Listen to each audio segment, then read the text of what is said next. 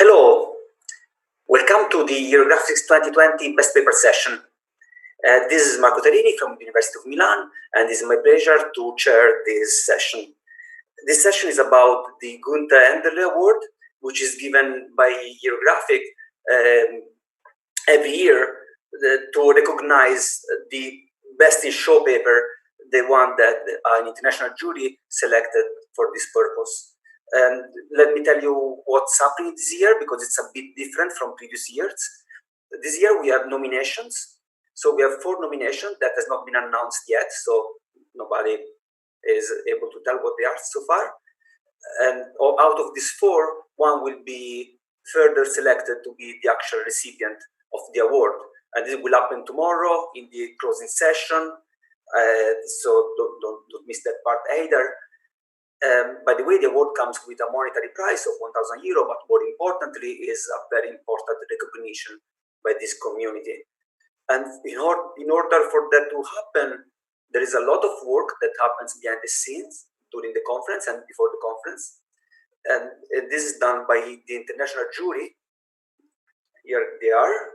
They are unfortunately undisclosed. This is standard Eurographic policy, but these guys that have got the honor of chairing this committee, they do a lot of work.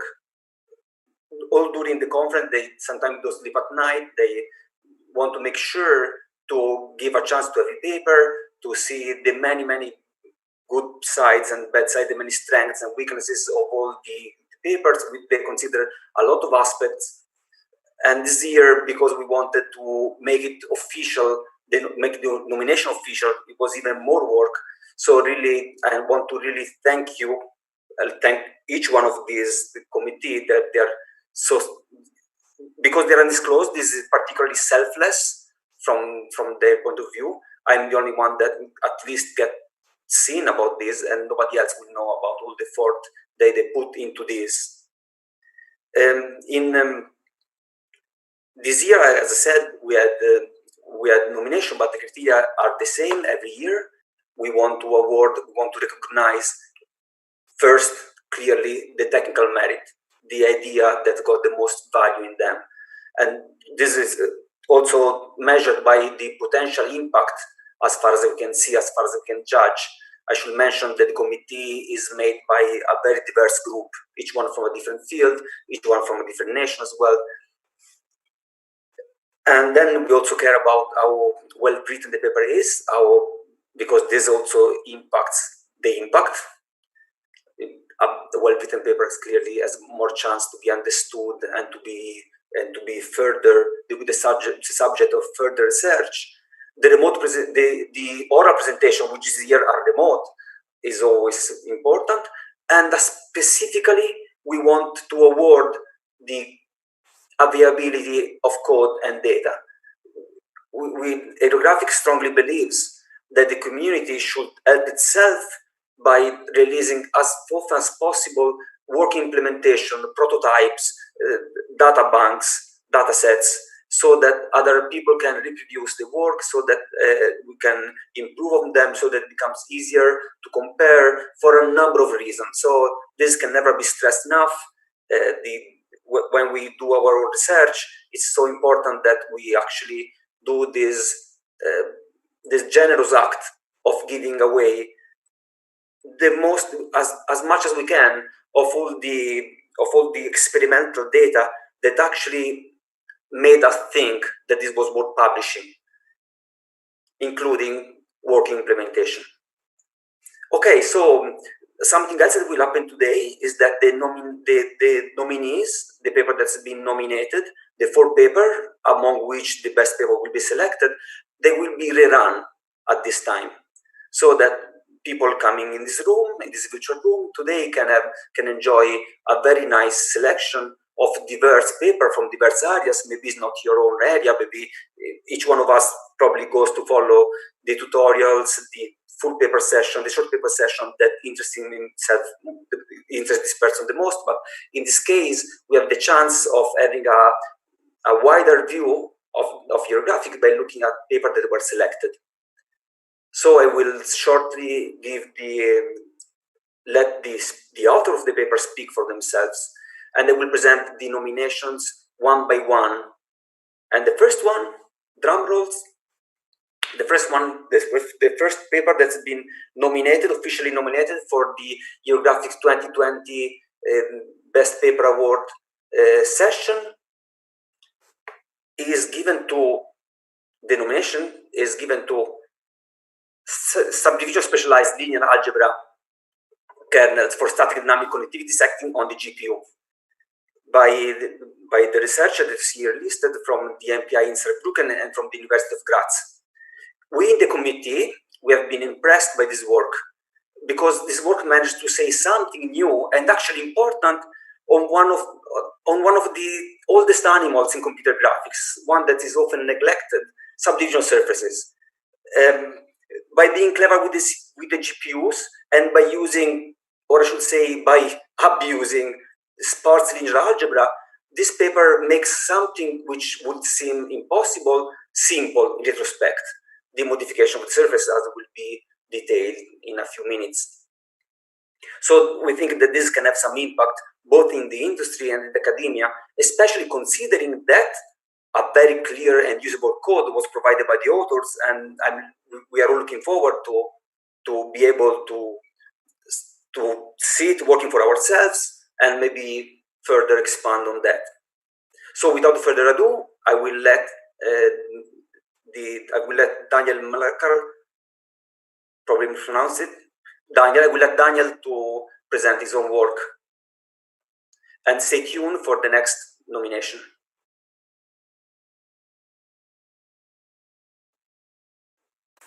Hello everyone, and thanks for joining my talk today. Mesh subdivision lets us represent smooth freeform surfaces as coarse control meshes, which are evaluated using iterative refinement, where new vertices are added to the mesh and existing ones are updated. Subdivision surfaces were already introduced in the 70s through the concerted effort of several pioneering researchers. In 1997, they were first used by Pixar in an animation movie called Gary's Game, which sparked a rapid increase in popularity of subdivision surfaces. Nowadays, they've become a cornerstone in the movie industry and even found their way into video games, which is why many efforts were made to evaluate subdivision surfaces efficiently in parallel. In general, there are two main categories of parallel subdivision approaches. Patch-based approaches split the mesh into patches which can be subdivided independently. While this can be parallelized efficiently, patches have to overlap, introducing redundant data and redundant computations. Furthermore, cracks between patch boundaries might be introduced due to floating point errors. Table-based approaches are very efficient in re-evaluating vertex data, for example in animated meshes during rendering. But subdivision tables depend on the mesh connectivity, and their computation accounts to a full symbolic subdivision, which is expensive. Table-based approaches, such as the current industry standard OpenSubdiv, perform very well in rendering, where mesh connectivity is considered static. But their applicability in other use cases, like modeling and design of subdivision meshes, is limited. Whenever a connectivity changing operation is applied to the mesh, a recomputation of the tables is performed, which introduces unpleasant idle times for the artist. Therefore, different approaches are used in different stages of the production pipeline. The results of these approaches vary in detail, causing discrepancies in the results. We propose a one-stop shop solution for efficient mesh subdivision that can act as a drop-in replacement for the different approaches.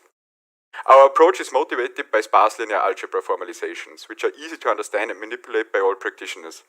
Furthermore, the descriptions are platform independent, and basic linear algebra systems are available for almost any hardware. We use a sparse matrix as the underlying mesh representation called the mesh matrix.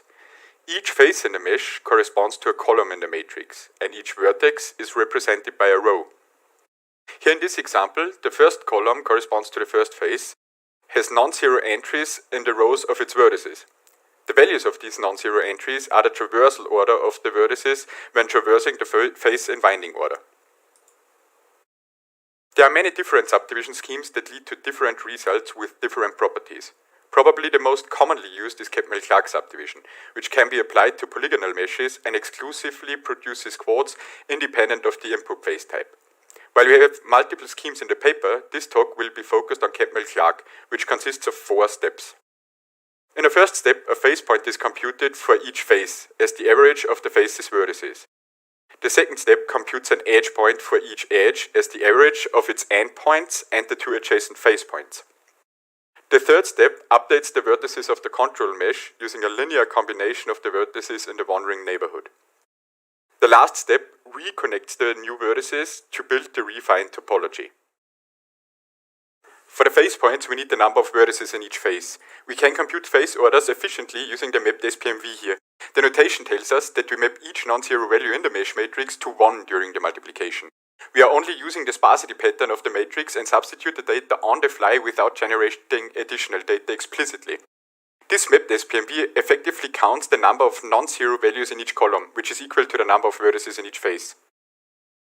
A map multiplication of the transposed mesh matrix with the positions efficiently computes the face points. We substitute each value in a column by the reciprocal of the corresponding face's order to average the face's vertices to a face point. As from the second iteration on, all faces in the mesh are quads, we can omit the computation of face orders and substitute all values by 1/4. To compute an edge point, we need the two endpoints and the two adjacent face points. We can generate this information using a mapped SPGem. During this multiplication, we multiply a row of M with a column of its transposed, both corresponding to a vertex. Whenever two non-zero entries meet, we call this a collision. Such a collision only happens when the corresponding vertices share a face. What is actually the information we want to extract from this multiplication? We want to know that face L borders the edge ij. In a conventional matrix multiplication, the two non-zero values would be multiplied and accumulated. What we do instead, whenever a collision happens, is to call a lambda function with the information about the collision.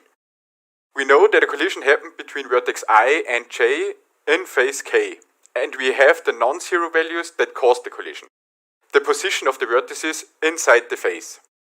But this is not quite enough, because the result would now be the sum of the two neighboring face indices, because we will get one collision per shared face of I and j. This is where our action maps come into play. These action maps encode relations between vertices inside a face. This action map here encodes counterclockwise connectivity inside a face.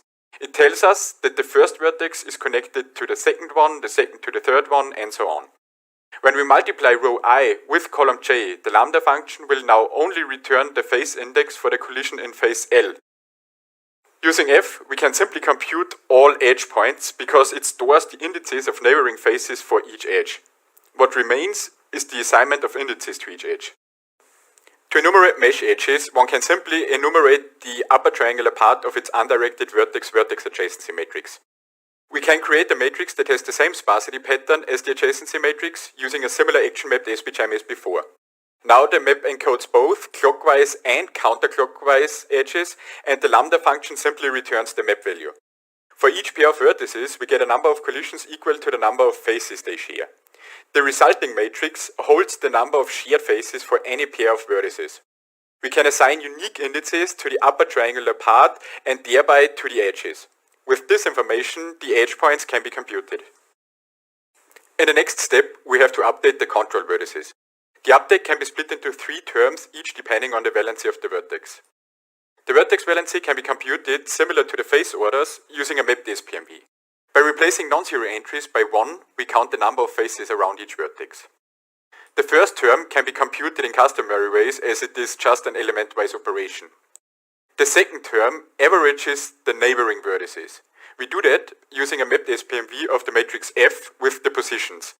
Each row in F corresponds to a vertex and has non-zero entries in columns corresponding to its neighbors. Each non-zero value in a row is then substituted by the valency-dependent term. The third term computes a weighted average of face points around each vertex. A mapped SPMV of the mesh matrix with the vector of face points computes the average efficiently, as each row in M corresponds to a vertex and has non-zero entries in columns corresponding to neighboring faces. After this third step, all refined vertices have been computed. What remains is the topology refinement. This is similar to the computation of F from before in that we want to create one output per directed edge in the mesh. Now instead of a face index, we want to output one of the faces in the refined mesh.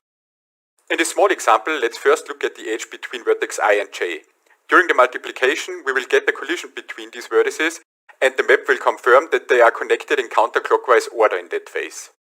This means the lambda function will generate an output, namely the refined face that borders the edge. The refined face generated comprises the index of the original vertex, the index of the outgoing edge point, the index of the face point, and the index of the edge point on the incoming edge. This refined face is stored in Tij. As the multiplication progresses, we will get a total of 4 collisions in that quad, each emitting one of its refined faces. At this point, we have a formalization of Catmull-Clark subdivision that is completely platform independent. Now we can take this further and make the step to the GPU. Our approach is implemented in CUDA, so I will use CUDA nomenclature in the following discussion. We slightly modified standard SPMV and SPGEM kernels in order to enable the usage of maps and lambda functions. These operations require a large amount of independent computations and therefore comprise a lot of potential parallelism. These modified kernels are great for prototyping and already provide very good performance. Moreover, the implementation is abstracted from the application as the SPLA operations steer the data movement and maps and lambda functions determine the actual result.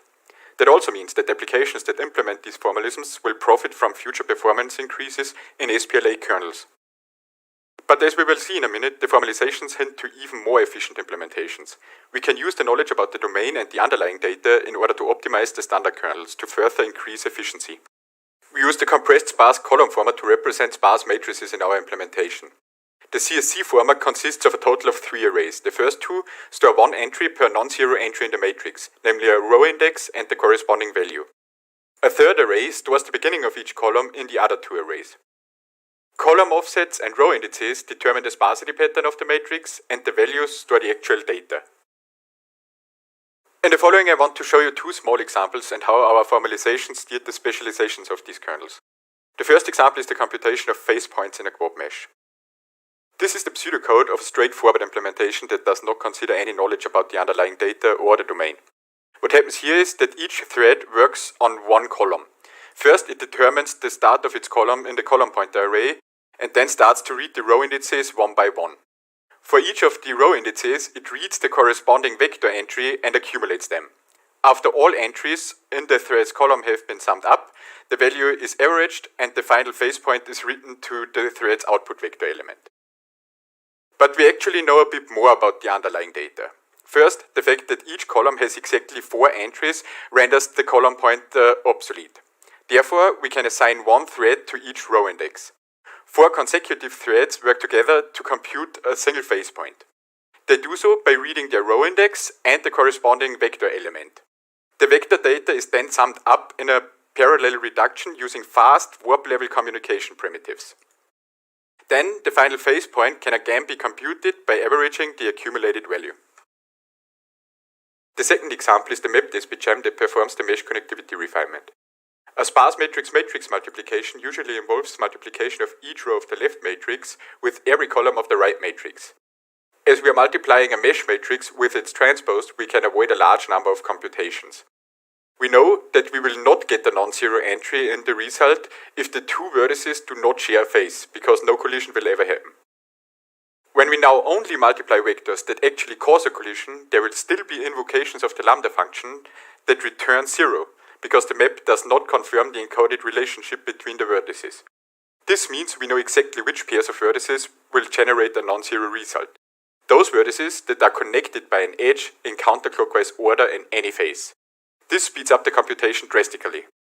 At the bottom right we see the pseudocode of the optimized mapped SPGEM. Similar to the previous example, we can now parallelize over the non-zero entries of the mesh matrix. Each thread handles a single collision and produces 1 refined mesh face. First, each thread reads the vertex index of the original vertex it is assigned to. To determine the edge point on the outgoing edge, each thread needs to know the next vertex in the face. As this index is already known by the thread assigned to it, we can use efficient warp-level communications to determine it. With V0 and Vn, the thread now uses E to determine the index of the first edge point. The index of the face point can be computed from the thread's position in the row indices, as each face has exactly 4 entries. The last index of the new face is the index of the edge point on the incoming edge. This index was already determined by the predecessor thread in the face and can therefore be communicated efficiently using warp-level primitives again. Now, each thread holds 1 refined face in registers. The result can be written to memory using efficient vectorized stores with perfect write access, as consecutive threads write consecutive refine phases. This already concludes the topology refinement. In the evaluation, we compare three approaches. First, our implementation of Catmull-Clark using standard SPMB and SPGem kernels that were only slightly modified to allow for action maps and lambda functions. The second version of our approach uses the specialized kernels that take into account the underlying data and the domain knowledge. The third approach is the current industry standard OpenSubdiv, which operates in two steps. They perform pre-processing on the CPU, where they refine the topology and compute their subdivision tables. In the second step, they use the pre-computed subdivision tables on the GPU to refine the vertex data. All our evaluations were performed on an Intel i7-7700 with 32 GB of RAM and a GTX 1080 Ti. Before we discuss the numbers, let's first see SLAC and OpenSubdiv in action in a short modeling session. For both approaches, we showed a preview of the subdivision surfaces at level 5. In this demo, we apply simple modeling operations to the control mesh of the big guy model. While SLAC shows instantaneous updates of the subdivided results, OpenSubdiv requires trips to the CPU on every connectivity changing modification to recompute the subdivision tables, which introduces these unpleasant delays and clearly breaks the interactive feel of the whole modeling experience. SLAC, on the other hand, does not require any preprocessing and is natively parallel, which allows for this smooth, consistent real-time preview. We selected a variety of differently sized meshes and subdivided them to different levels. Please note that the performance chart is in log scale. We split the timings for OpenSubdiv into two parts. The grey bar shows the total time for the subdivision including preprocessing, and the green bar is the evaluation of vertex data on the GPU. For LAC and SLAC, the complete subdivision time is shown. We can see that LAC already achieves a good speedup, on average 26.6x compared to OpenSubdiv, although it is using the standard SPLA kernels. SLAC is then on average an order of magnitude faster than LAC, which indicates that our specializations were highly effective. It is interesting to see that the GPU evaluation of OpenSubdiv is in most cases not too much faster than the entire subdivision using SLAC. One exception is the Angel model, which is only subdivided to level 1, where SLAC cannot unfold its full potential. Concerning the peak memory consumption, LAC needs similar or slightly more memory than OpenSubdiv due to the explicit storage of all of our matrices.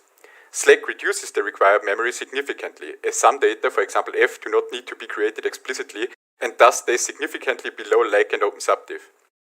We think that the sum of all those results makes SLAC a well-suited drop-in replacement in modeling tools to provide highly detailed previews of subdivision surfaces without inducing unpleasant idle times after each connectivity-changing modeling operation. Our formalisms naturally extend to other subdivision schemes, such as loop and square root 3, where we also outperform the competitors. You can find the details in the paper. We've seen that our approach performs very well when we subdivide topology and vertex data in each iteration. But there are applications such as rendering of animated meshes where the connectivity stays the same for many iterations, which is the target use case of OpenSubdiv. In this case, it makes sense to invest more resources in the preprocessing step in order to speed up evaluation of vertex data. As each vertex in the refined mesh is a linear combination of vertices in the control mesh, we can write the vertex data refinement or evaluation as a sparse matrix vector multiplication. In our subdivision matrix, rows correspond to refined vertices and columns to control vertices. We built the matrix using only the adjacency information we also generated in the dynamic mesh case. In the first step, we determined the number of non-zero entries in the matrix to create the empty sparsity pattern, which is then filled with weights in a second step. Most of the time, we want to perform multiple iterations of subdivision instead of just a single one. We can simply multiply the individual subdivision matrices to get a single matrix that performs several iterations in one shot. So now that we have a subdivision matrix, we want to use it to perform the evaluation of vertex data. There are many very efficient SPMV implementations for GPUs available, and it is still a very active field of research. One very important aspect when optimizing GPU SPMV is load balancing between threads, as the execution takes as long as the longest running one. This means that the available amount of work needs to be distributed evenly among the available threads. SPMV implementations usually apply some sort of dynamic load balancing that analyzes the matrix at hand and adapts the load balancer accordingly. This of course introduces some overhead for the analysis. The subdivision matrix does not change between consecutive evaluations. Therefore, we can compute the static load balancing in preprocessing, which is reused in the evaluations.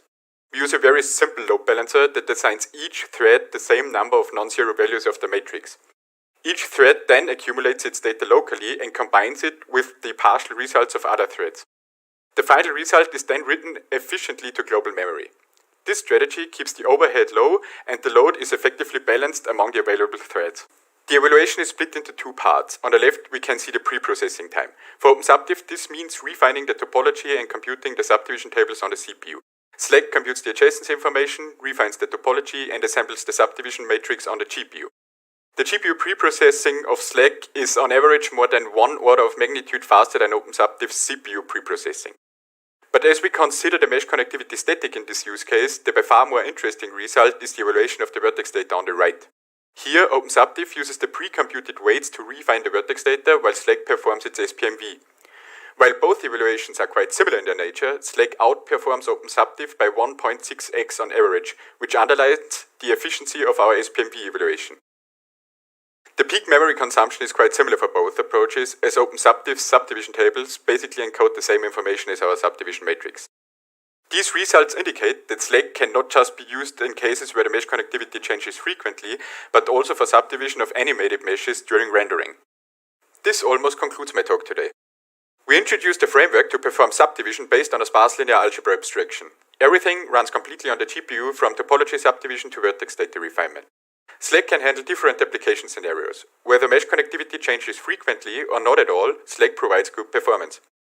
Our approach is capable of handling extensions such as semi- and infinitely sharp creases and also selective subdivision, where only certain parts of the mesh are subdivided, for example around extraordinary vertices. While this talk clearly focused on Catmull-Clark subdivision, we also have loop and square root 3 in the paper. Of course, the source code is freely available. Thank you very much for joining me today. The QR code contains my contact and a link to the source code, so if you are interested, please feel free to check it out. I'm looking forward to your questions.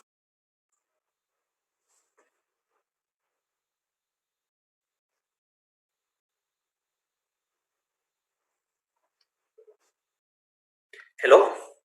So thank you again, Daniel Mlaker. This was Daniel Mlaker from the Royal Institute of Technology in Stockholm, and thank you for this second run of the talk about the subdivision specialized linear kernel algebra. And now we go further. And by the way, if there are questions about this or other session in this best paper session, feel free to just ask them in the Discord chat, in the Discord channel, or in the YouTube chat. The authors are they're around. They are ready to answer your questions. Right now, we don't have any, and because we are a little bit short on time, I will go further to the next nomination. But keep in mind that all questions can be asked in the chat as usual. So the best paper that we identified for a nomination is this paper about combinatorial construction of similar problem domains by Jiranju from the Shandong University and Shang Jie-Tu from also the same university, and from Dennis Zorin from New York, and Marcel, who's now in Onsabrück. And this paper, this is an absolutely outstanding work. This work, we think that this work might well put the word end to one of the fundamental problems in geometry processing, which is so relevant for many important applications such as code mesh generation. This work looks like it's intrinsically robust, and also it doesn't suffer, also numerically robust. And this approach we think that will open avenues for further investigation, and we hope that it will be the basis for more advanced algorithm in the future. So congratulations again to the author, and now I will give the word to Jiranju, who will expose this outstanding technical contribution again.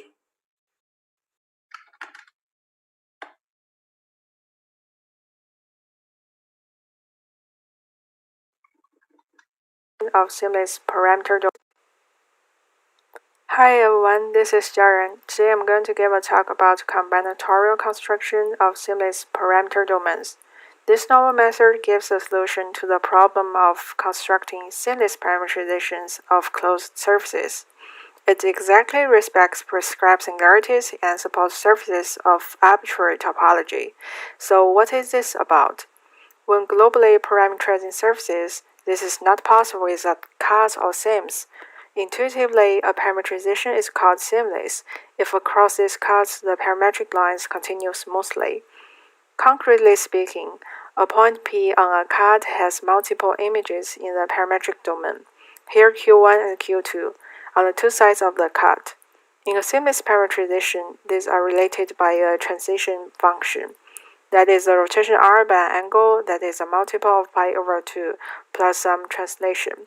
The special case where this translation additionally is integer is closely related to so-called integer grid maps, relevant for quadrangulation. Such parametrizations have a variety of use cases in graphics and geometry processing, most prominently perhaps in the context of quad mesh generation, where state-of-the-art techniques rely on seamless parametrizations as illustrated here. Red and blue dots here actually represent the parametrization's singularities, which in the induced quad meshes on the right correspond to extraordinary vertices. The problem of computing seamless parametrizations with prescribed singularities has been considered in a long series of works, including the ones listed here. In some applications, singularities are prescribed intentionally by the user. In others, specialized algorithms generate optimized singularity configurations to be respected. While these results have enabled the computation and optimization of seamless parametrizations with ever-increasing reliability and robustness, issues still remain. In particular, the problem of computing a seamless parametrization with prescribed singularities is often formulated as a non-convex problem. The challenges of non-convexity are dealt with, for instance, by simply omitting the non-convex constraints, which can easily lead to invalid results, or by conservative convexification, which excludes some valid solutions, in the worst case leading to an infeasible problem. Other methods reduce the problem to linear programs, at the cost, however, of giving up strict adherence to the prescribed singularities. There is one recent method that does strictly respect the prescribed singularities. It employs a novel convex formulation. Still, it requires nonlinear numerical optimization with potential numerical challenges in practice. To do away with all this, we approach the problem in a very different way, avoiding all such robustness risks. We observe that in previous methods, the parameter domain, its shape, its boundary, is essentially a byproduct of solving a parametrization optimization problem. We construct such a domain explicitly in the first place, and we do it in a way that, in its core, is purely combinatorial. Therefore, we are not at risk of suffering from numerical issues, from non-convexity, from convergence issues of numerical optimization, and so on. Once we have the domain, defining a map onto it is conceptually easy and can be done using established techniques. Constructing such a domain is quite intricate. Given the discrete setting, it simply is a polygon, of course. However, this polygon has to simultaneously satisfy multiple constraints, because we expect the resulting parametrization to be seamless and to exhibit exactly the prescribed singularities. Angle constraints along the boundary need to ensure that the prescribed singularities are respected. Additional length compatibility constraints along the boundary need to ensure seamlessness. And what makes it even harder, such domains typically are and need to be self-overlapping. But only certain types of self-overlap are valid and warrant that a correct, locally injective parametrization onto the domain exists. To the best of our knowledge, there is no known general method to construct polygons that satisfy all that in combination. And this is where our method comes in. Our approach is best understood by considering multiple equivalent interpretations of seamless parametrization and their domains. A seamless parametrization on a surface induces a cone metric. Such a metric is flat everywhere except at cone points, where its curvature is a multiple of pi over 2. For each singularity of the seamless parametrization, there is a corresponding cone. For instance, here is a simple genus 0 surface with 8 prescribed singularities, and a seamless parametrization illustrated by these black SO lines. The induced cone metric defines a cone manifold, which in this particular case we can isometrically visualize like this. Though this is rarely possible in general, cutting this manifold to a topological disk along a cut graph, here very simple, one can obtain a disk topology cone manifold with boundary. Further cutting this disk cone manifold to the cone, here cut in green, we obtain a domain that is completely flat, because cones now essentially lie on the boundary. This last object is exactly the seamless parameter domain that is commonly considered in previous work. Across the yellow and green cuts, this domain satisfies the seamless transition conditions. Notice that in this simple case, here it happens to not self-overlap. For our work, the viewpoint considering the disk topology cone manifold in the center, however, is a more insightful one. Essentially, for a given surface cut to a disk, we explicitly construct such a disk topology cone manifold, such that first its cone corresponds to the prescribed singularities, and second, its boundary matches seamlessly, and third, its boundary is structurally coupled with the cut graph of the surface. We incrementally build this cone manifold out of polygons. Let's start with a simple square. It's flat. If we glue 4 squares together, we get a larger object that still is all flat. But if we glue 5 squares together, we get an object that is flat within the squares, flat across the edges, but not flat at the central point. There is a cone with curvature minus pi over 2. The depiction here is just symbolic, not isometric. You have to imagine the 5 foregons here to still be squares. The situation is similar when we are going to glue 2, 3, or more than 5 squares together. So now the overall idea is to glue such polygons together to form a larger mesh of polygons. If we then endow each n-gon with such a n-square metric, we have a manifold that is flat everywhere except for one cone in each polygon that is not a foregon. That means by choosing polygon valences, we can control which cones we get. We, however, need to make sure that at each vertex exactly 4 polygons meet. Otherwise, additional cones would arise at these vertices. We call polygon meshes that have this valence 4 property and the additional property that boundary vertices have at most 2 incident polygons, metapolygons, as depicted here. So the overall strategy is choose polygons that are not foregons, such that their list of valences and thereby induced cone curvatures match the prescribed singularity indices, and glue this together. The invariant of this incremental construction is that after each gluing step, the intermediate result always is a metapolygon. The main challenging will be to preserve this invariant, in particular, to glue the polygons such that always 4 meet at the vertex, and that boundary vertices are all flat or corners. Let us emphasize here that our construction is purely combinatorial. We don't assign coordinates or anything to the polygons or their vertices. So let's see how we glue a polygon to a metapolygon while preserving the metapolygon invariant. Glue an eigen to a metapolygon, may create concave vertices on the boundary. Then we have to fill up such vertices by foregons to keep the output as a metapolygon. Foregons are special in the sense that they do not induce additional cones. Hence, we can add arbitrarily many without issues.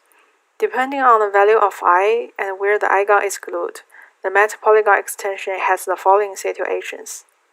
When I is larger than 2, if we glue the eigen to one side of length 1, no concave vertex will be created. If we glue the eigen to one side of length larger than 1, and choose leftmost or rightmost position, one concave vertex is created. We need one grid of polygons to fill it up. The other slightly different situation is that we don't choose the leftmost or rightmost position. Then two separate concave vertices have to be filled up by two grids of polygons. When we need to glue a two-gun, two successive concave vertices will be created. Depending on where the two-gun is glued to, one grid of polygons or two grids of polygons are needed. As an interesting side note, we notice that the number of polygons needed for fill-up depends on where we actually glue the next icon. Here shows how we count the number of polygons under different situations. Let the length of the glued metapolygon side is L. If I is larger than 4, the number of polygons is always L minus 1. When we need to glue a 3-gun, let X imply where the icon is glued. Then the number of polygons can be computed by such a formulation. When we need to glue a 2-gun, sometimes we also need the length of the sides adjacent to the glued side. Let's say it's L prime. Again, the number of polygons can be formulated in this way. By considering this, one can make the choices such that the complexity of final metapolygon is minimized. But whatever choice is made, the algorithm probably yields a valid result. With this operation of Metapolygon Extension at hand, we can create a metapolygon whose polygon valences correspond exactly to a given sequence of cone curvatures or singularity indices. We just start from the first single polygon and then repeatedly apply this operation.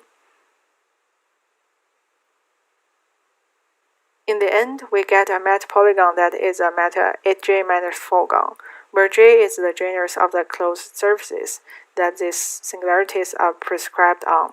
This is due to the Gaussian-Bonnet theorem relating total curvature to genus. Here is an example result for a genus 3 surface with 24 cones, indicated here by red and blue dots.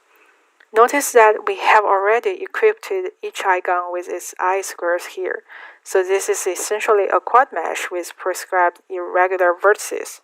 Now remember that this cone manifold conceptually corresponds to the input surface cut open along a cut graph. Hence, the 8j manifold sides of this metapolygon or quad mesh are conceptually identified in pairs. This is indicated here by the coloring. Identified sides have the same color. The only problem is pairs of identified sides may have different lengths under the cone metric, that is, a different number of quads. This can be observed here, where we embedded the same mesh into a disk and labeled the sides by their lengths. For instance, the two right sides have lengths 8 and 6, which means they have 8 and 6 quads. This essentially violates the seamlessness condition across the cut. To make this intuitively clearer, imagine we would glue the identified size. We would obtain a closed quad mesh of the desired genus and with the desired irregular vertices. However, the quads don't match across the cut. The mesh would be non-conforming there, with T-joints and such. It is unclear how the metapolygon construction could be modified to ensure matching quad numbers. Fortunately, in a different work, we have recently shown for a continuous setting how a domain of this kind can be modified to match side lengths. The idea is to add padding to the sides, here in green and orange for example, so as to adjust their lengths. We adopt this idea again, however, in a discrete combinatorial manner and pad the metapolygon size by additional layers of quads. A linear system solve tells us how many layers need to be added to each side to achieve an equilibrium state where every pair matches. Depending on genus and cone configuration, commonly one more degree of freedom is necessary to make this feasible. We simply allow discrete sliding along a combinatorially strict cut through the metapolygon, here in purple.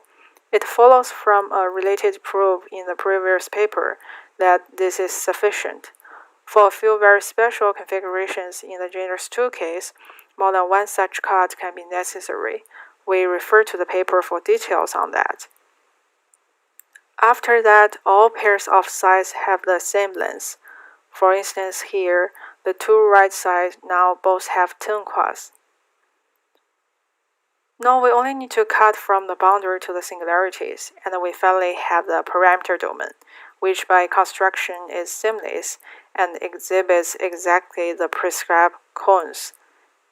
And that is it essentially. Of course, that was a relatively simple toy example. Here are some real results. Seamless parameter domains constructed in this way for different singularity configurations are models of varying genres. In the bottom row, you see these domains isometrically laid out in the plane. And here's some more. They are not easy to depict and visually understand due to their overlapping nature, but they are all valid by construction.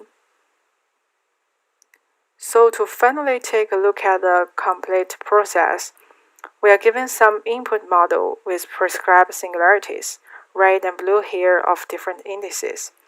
Using a cut graph, here in yellow it is cut to disk topology. Using our combinatorial method just described, we construct a suitable seamless parameter domain, and then we bijectively map the cut input surface onto this domain. This can be done using previous methods, such as the one described by Weber and Zorin in locally injective parametrization with arbitrary fixed boundaries, essentially a generalization of Tata embedding to self-overlapping domains. And here on the right, we see this parametrization realized on the surface by a checkerboard texture. It is seamless, but pretty distorted. But because it is valid, seamless, and free of degeneracy by construction, we can use it as starting point or starting state for map optimization methods. And here you see the results of optimized map. Notice how domain shape and parametric distortion on the surface change in that process. To summarize, the main contribution of this paper is the robustness combinatorial construction of seamless parameter domains. Then, with a compatible cutting on the input surface, a seamless parametrization over this domain can be established. What we additionally described in the paper is how we can let these two branches of the pipeline communicate. The lower one that deals with the domain construction, and the upper one that prepares the input surface by cutting. In particular, we describe how the geometry of the input model can be taken into account to guide the combinatorial construction. We let it influence the Metapolygon construction order and gluing choices, and we let it influence the cutting to the cones to get the final parameter domain. So while all crucial parts of the construction remain combinatorial to ensure reliability, we take geometry into account for soft guidance. This, to some extent, allows us to reduce distortion already of the initial parametrization. Nevertheless, the current strategy leaves room for future improvements. A particular valuable and pressing direction for future work turns out to be the investigation of parametrization optimization techniques that are more robust, numerically as well as to local minimum, than what the state-of-the-art offers. Major advances in these fields in recent years have been on running time improvements, making things faster and faster, but we observe that high distortion initializations, even when they are entirely valid, are often not dealt with well, and this, for the time being, somewhat limits the utility of our method in complicated cases, like the high genus object depicted here, where the initial domain can be really complex. So advantages in this direction really would be of high value for these methods here, as well as certainly beyond for parameterization and map optimization in general. This is the end of my presentation. Thanks for listening.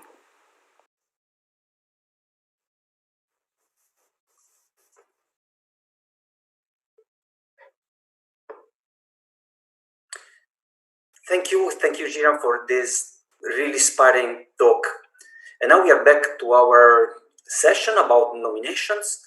Let me encourage you, the audience, again, to pose questions. We understand that this may be not the session where you went because you are into that specific field, into that specific subtopic of computer graphics.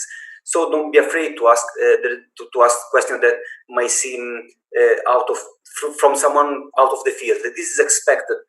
Just if you have something in your mind that probably is something that other people are also wondering about, go ahead and ask.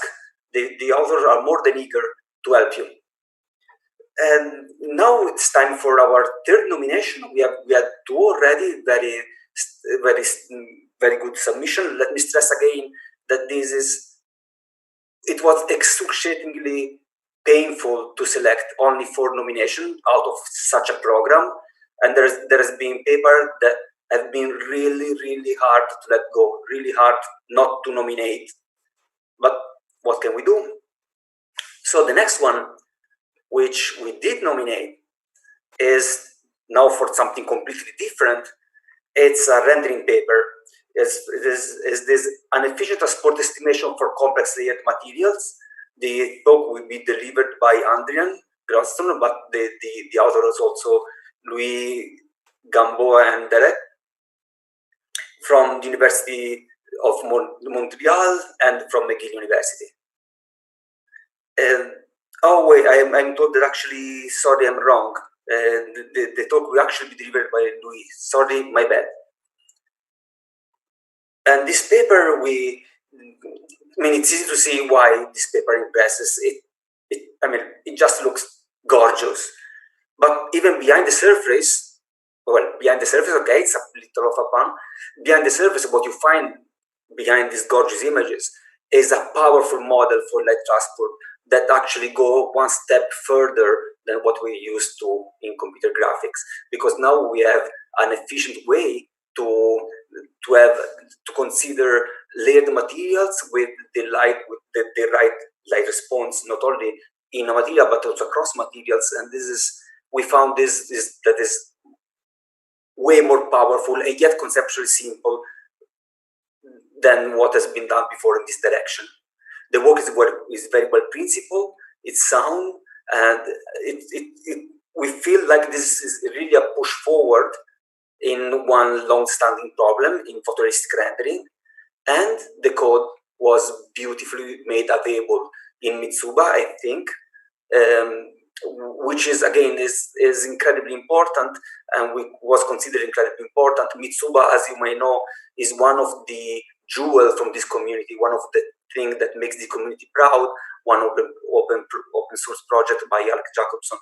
So, well, without further ado, let me let Louis, not Anden, Louis, deliver this talk.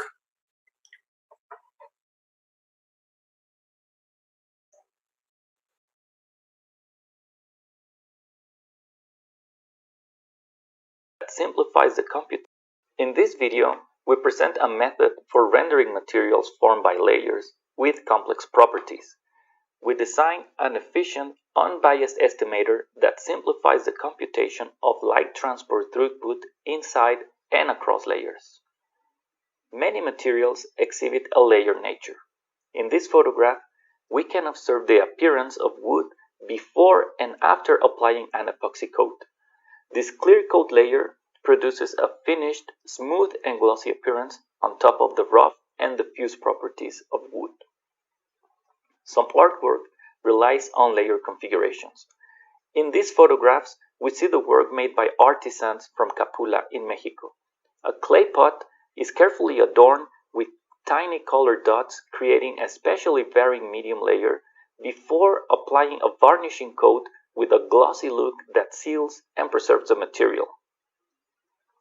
A layer material is formed by stacking interfaces defined by a BSDF and participating media. In this figure, we rendered a complex layer material that consists of a base normal map metallic material, coated with a color anisotropic medium, a dielectric interface, a specially varying medium, and a normal map dielectric interface. Evaluating this type of materials using a simple combination of the individual profiles is not sufficient.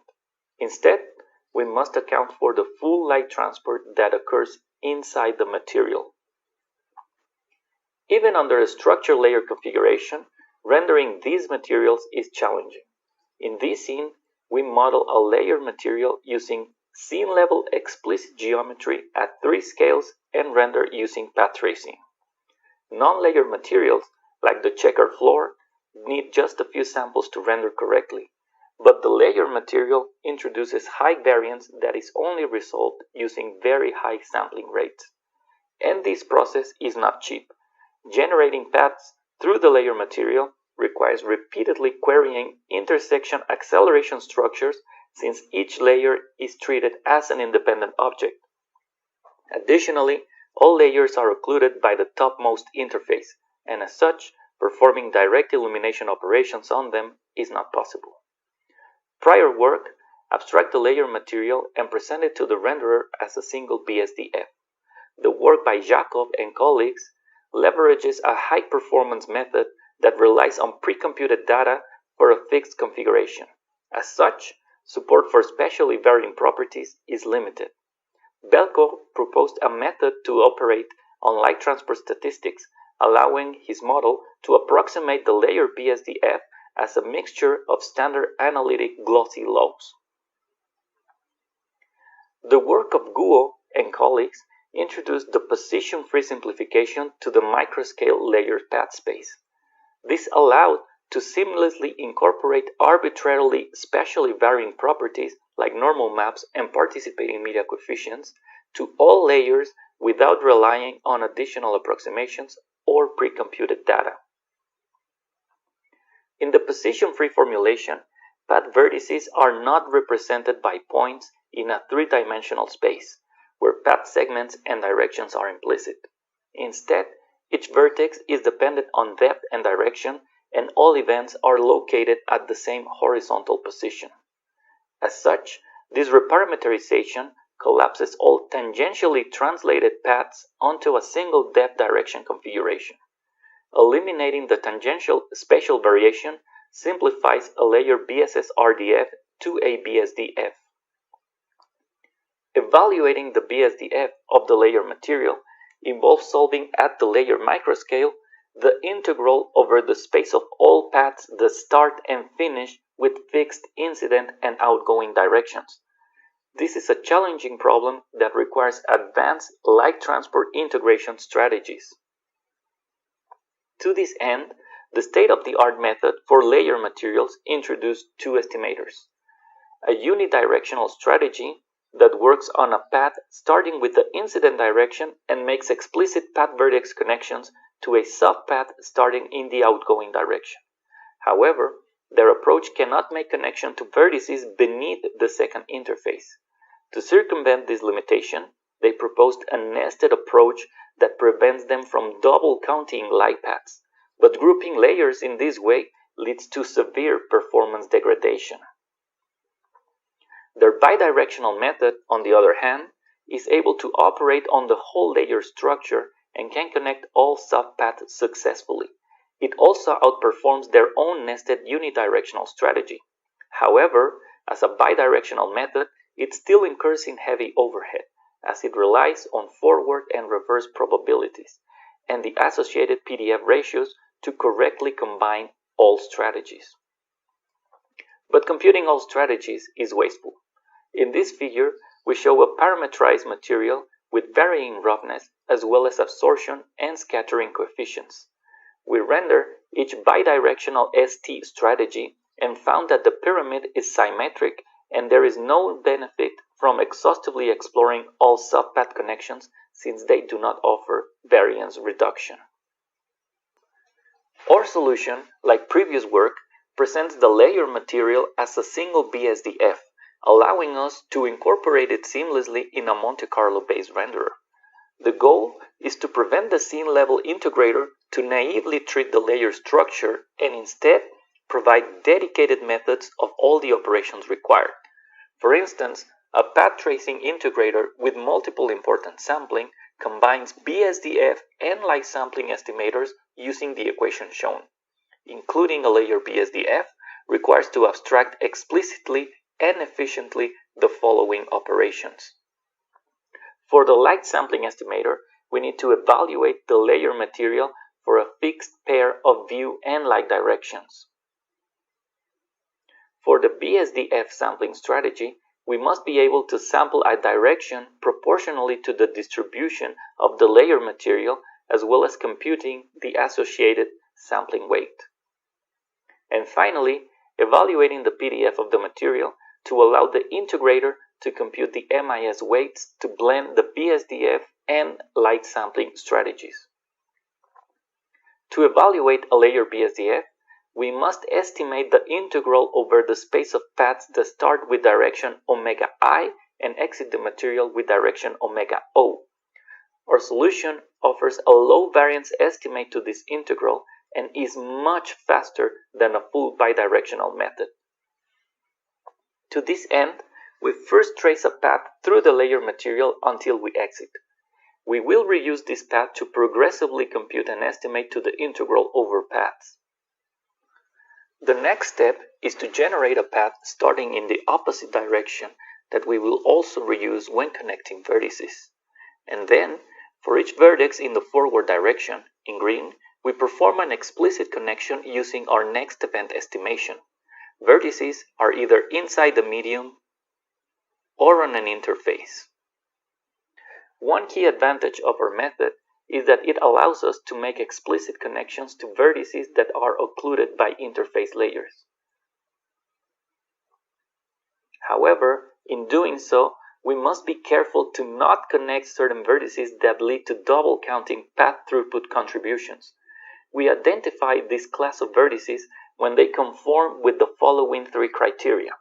First, the vertex is located on an interface. Second, that interface connects to the path arriving from the opposite direction.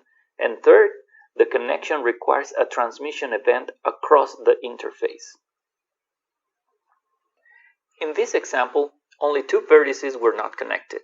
They can be interpreted as residing on an emitter and the next event estimations as performing explicit path tracing. Adding the emission of such vertices yields an incorrect result, since emission has already been accounted for previously as direct illumination. The sampling operation is straightforward. In this case, with initial direction omega I, we generate a path through the layer material by importance sampling the associated phase function or BSDF at each scattering event. There is no need to store path information as we are only interested in data for the last vertex. Once the path exits the material, the outgoing direction is the requested sample and the path throughput is the sampling weight. This approach provides an important sampling strategy for the layer material with the additional advantage of including the exact PDF of the sample direction in the path throughput without any extra operations. Evaluating the PDF of an outgoing direction given an incoming direction is a similar problem to evaluating the layer material for a pair of directions. However, this estimate will be used exclusively for computing MIS weights to combine unbiased BSDF and light sampling strategies. We take advantage of this and approximate the estimate by omitting scattering in participating media and restricting the maximum path length. Additionally, we use our unidirectional estimator with important sampling connections. Our results converge to the same shape as the state-of-the-art, albeit being almost twice as fast with roughly the same variance noise. The performance gains of our evaluation method can be isolated by comparing render times of direct illumination using only the light sampling strategy. Here, we show two comparisons at equal time. On the left, we render using exclusively light sampling, and all the differences in performance rely on the cost of evaluating the layer material. Under this setup, our method renders 11 times more samples per pixel. On the right, we render direct illumination using MIS for BSDF and light sampling. In these conditions, performance depends on all three material operations, and our method generates 7 times more samples per pixel. We observed consistent speedups in reaching equal quality under global illumination that range from a factor of 2 to 6 depending on the scene. In this scene, we compare side by side at equal time with the state of the art. The speedup factor in sample cost is about 3.5, with a factor for equal quality at 3.3. We show a video sequence of our method where each frame takes roughly 30 seconds to render, using 256 samples per pixel.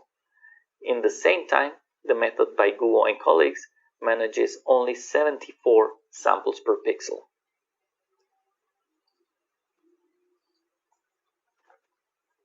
We compare at equal time using the glow scene from Guo and colleagues with an average of 28 seconds per frame. Our method is able to render 384 samples per pixel and the state-of-the-art 76. When aiming for equal quality, our method is 4 times faster.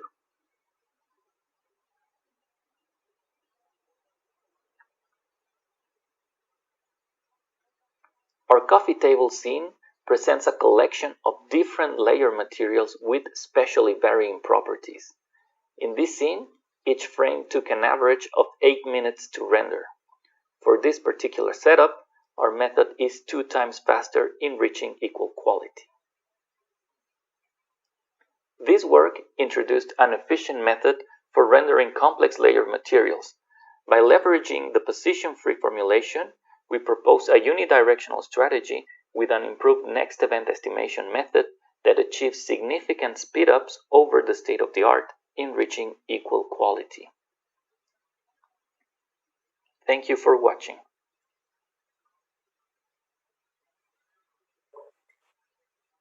Thank you, Luis, for this beautiful exposition, and we are really glad to have this work at Eurographics this year. Let me remark that I totally misattributed Mitsuba, as everybody knows, is Wenzel Jacob work and his team in Lausanne. I'm sorry, Wenzel, it was a total sleep. I'm more excited than it looks. Or maybe not. Anyway, this leaves us at the last nomination for this year, Eurographics 2020. For if you are only looking now in this session, we are nominating a paper that will be considered for the Best Paper Award tomorrow at the last closing session at 5, when everything will be said and done. There will be this Best in Show paper that will be nominated, that will be awarded the Eurographics 2020 Best Paper. So far, we had 3 beautiful talks from 3 very diverse areas, and the last one will make no exception. Feel free to ask questions. Let me stress again that we expect.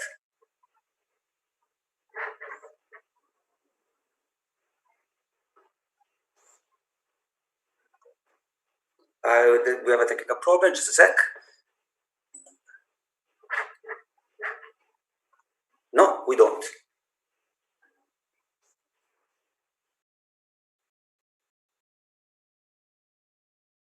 So, okay, here we are back again. So we are about to present the last and 4th nomination. This by no means is intended to signify that other papers were not good. They were amazing. And again, the committee worked overnight to try to identify 4 to propose in this session, and many other where we really love them for a reason or another. And the last one in this sequence will be style controllable speech-driven gesture synthesis using normalized flows. And I mean, now I speak as an Italian, a paper about gestures in speeches. I mean, how not to be excited about this? But this is one occasion where we felt that ML, machine learning, was used to really a great effect to address a problem that would be impossible otherwise. That is the generation of full body gestural animation from speech. we were, simply put, we were impressed by the results. There's no way to put this, and this will have so many applications, and there's the potentiality to make virtual characters, and for example, in virtual reality or augmented reality or teleconferencing, this will be a tool that makes all of that work so much better for us humans. So we think that we have something important in front of us, and now I will give the word to Simon from the Royal Institute of Technology in Stockholm, and I will let him deliver this talk. Hello, I'm Simon Alexandersson. Welcome to this video presentation of our Eurographics 2020 paper called Style Controllable Speech-Driven Gesture Synthesis Using Normalizing Flows. And this is work together with Gustav Henter, Taras Kucherenko and Jonas Beskov, and we're all from KTH, Royal Institute of Technology in Stockholm.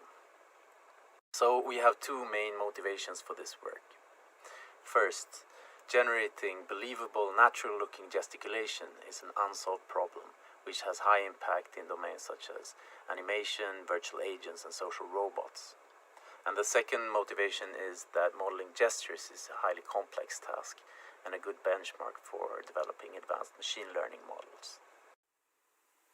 So here are some problems that we address in this paper. One major problem for gesture synthesis comes from the massive variation in how people gesture. So ask someone to say the same thing twice and you can make sure that they will gesture differently.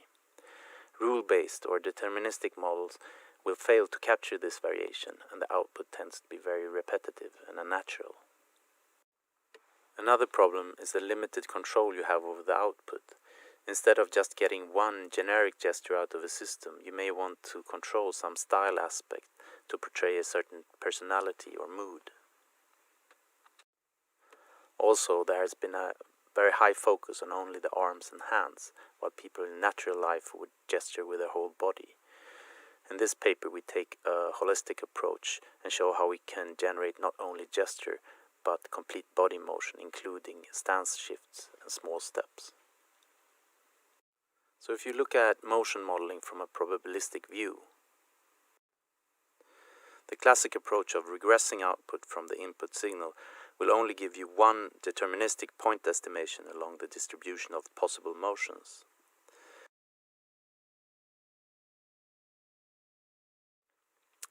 This may work very well for problems where the control signal is strong, such as for generating lip motion from speech.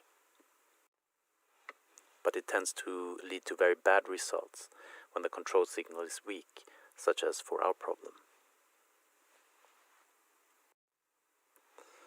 In this paper, instead of modeling one output for every input, we model the total distribution of plausible outputs conditioned on the input signal.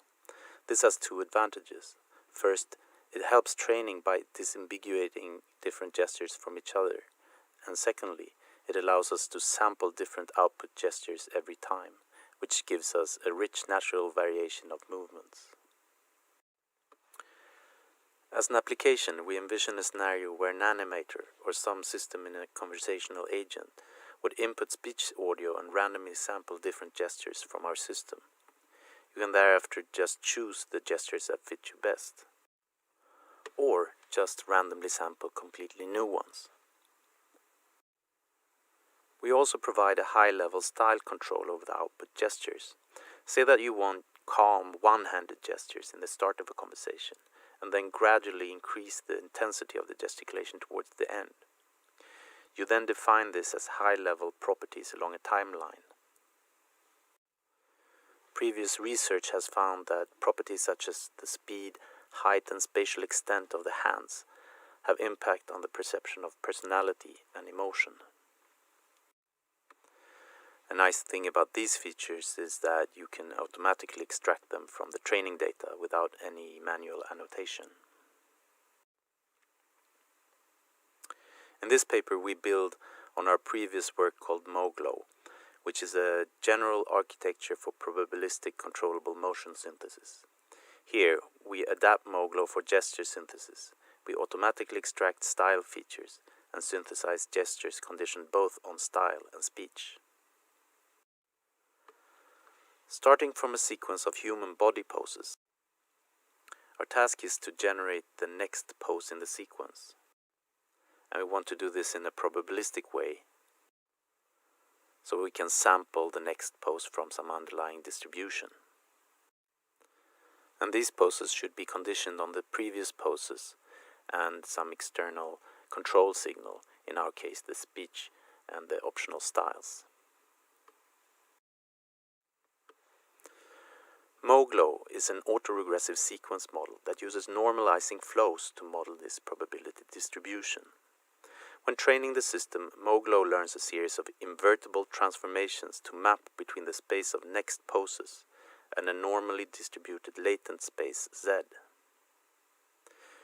To generate a new pose, we randomly sample a new Z value and transform it through the flow using the previous poses and the control signal as conditioning information. We use GLOW from OpenAI as our normalizing flow. So, without going too deeply into the model, I just want to mention that the conditioning information goes in as additional inputs to the neural network in the affine coupling layer. MoGlo also introduces a recurrent latent state, which enables long-term memory in the network. This results in two mechanisms for temporal consistency, one through autoregression and the other through the hidden recurrent state. So this model has some very desirable properties for motion synthesis. It's probabilistic and describes all possible outcomes, not just one. It's flexible and fast to sample from, like GANs. But unlike GANs, it is easier to train and can be trained using exact maximum likelihood. So to adapt MoGlo for gesture synthesis, we first need to see how gesture and speech production works. Speech and gesture are thought of as arising from some underlying communicative intent. This goes into a planning stage, where the hands prepare for a gesture and the stroke comes aligned with the speech. One problem when using speech as input is that we are actually not seeing the communicative intent, but merely try to predict what's in the gesture channel based on the speech. So, to generate a full gesture, including preparation and stroke, we need to backtrack in time through the planning stage.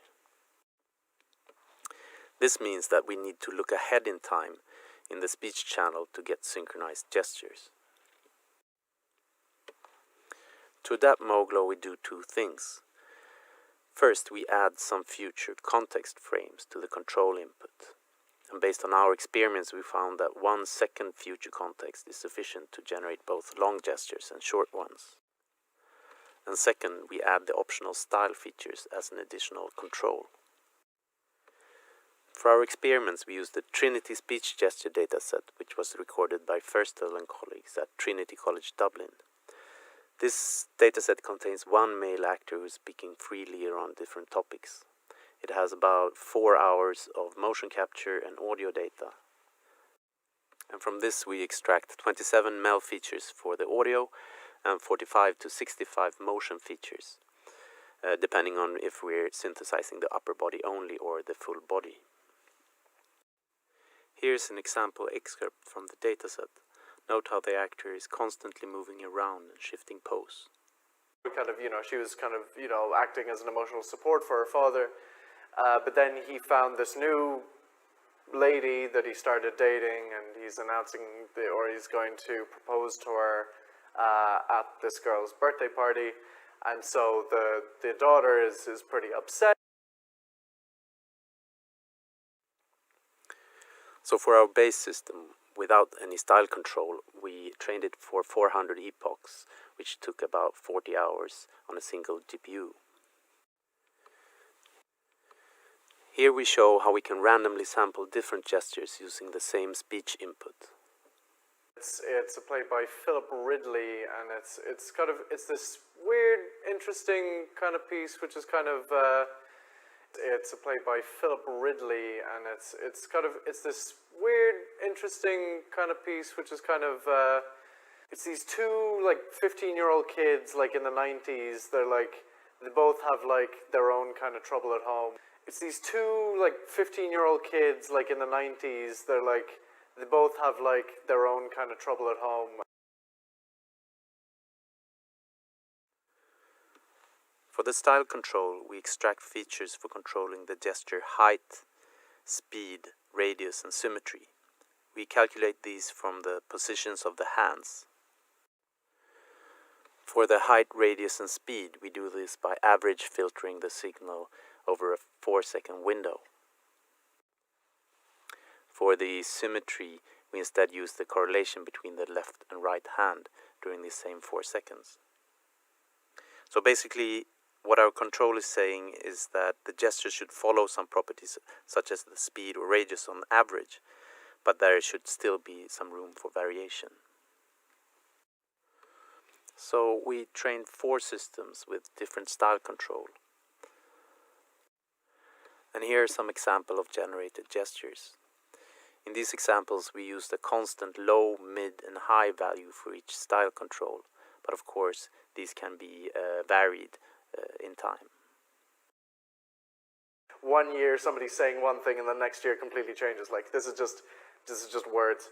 But I think it's a big thing that it doesn't really matter. Like you can use it for what you like and then like let go of the rest of the stuff. Like that's a big thing. Like because like for me it's like feeling, but let's put it into a story and then that'll kind of make it something that it'll kind of help you just like deal with it and all that kind of stuff. It's dysfunctional and like they work for each other right now, but that's not necessarily like it's not necessarily a healthy relationship. Or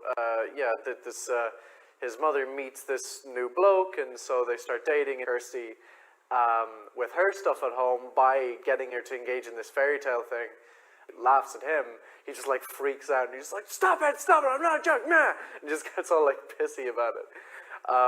It's kind of acting as an emotional support for her father. But then he found this new lady that he started dating, and he's awkward and always talking about like silly stuff, but it somehow works out really well, and they kind of have these really, really nice interactions. So note that since the input was automatically extracted, we can do the exact same thing for the output, and then objectively compare how well the gestures follow the wanted style. Here are the results for the height control. The left shows average images over a 20-second period, and the right shows a comparison between the inputs, which are the straight lines, and the outputs, which are the dotted plots. We can see that the output gestures follow the input style to a high extent. When controlling gesture speed, the trend is similar, but the output gestures tend to be somewhat slower than the input. Okay, so the results for the symmetry control shows good adherence in general, but maybe less so for some negatively correlated gestures.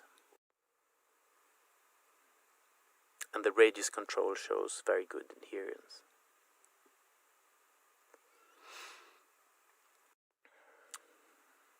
We also trained 2 systems with full body gestures. The first system is completely uncontrolled, and all motion is generated from speech. In the other system, we provide the location and direction on the ground plane as explicit new control signals, and this can be useful for making the character stand still or take a few steps to face a certain direction. Like plans to run away from home and kind of get out of there just because she doesn't like the idea that her dad has kind of like moved on and that she's not needed anymore and all this kind of stuff. So like it's kind of a fun play where like both of the characters have their own like, it's really clear that they're just stupid kids through the whole. Him and his mother, they'd like make up a fairy tale to go oh well, like this is what you're really feeling, but let's put it into a story, and then that'll kind of make it something that it'll kind of help you just like deal with it and all that kind of stuff. We also performed a subjective evaluation using an online crowd platform. Here we asked 40 crowd workers to rate the gestures according to human likeness and how well they matched the speech. We used 3 baseline methods, one plain LSTM, one conditional variational autoencoder, and one system based on representation learning. Comparing our system to the baselines, we found significant improvements to all systems and categories, except for the human likeness of the system using representation learning. Comparing with the style-controlled systems, we found that the style control only affected the naturalness ratings for highly symmetrical gestures. So comparing the full-body systems, we found that they were generally very highly scored, and especially the one with controlled location did not show any significant changes to the ground truth. So in conclusion, we have presented a novel system for speech-driven gesture synthesis, which is probabilistic and allows for generative random sampling of novel gestures. We also showed that we can control aspects of the gesturing style, such as the average gesture speed and spatial extent. The system can generate not only hand and arm gesticulation, but entire body movements, including stance shifts and stepping motion. Our evaluations show that the results are convincing and that the style control does not negatively affect naturalness. So thank you so much for watching, and please see our paper for more details. Thank you for watching. Please check out our paper for more details.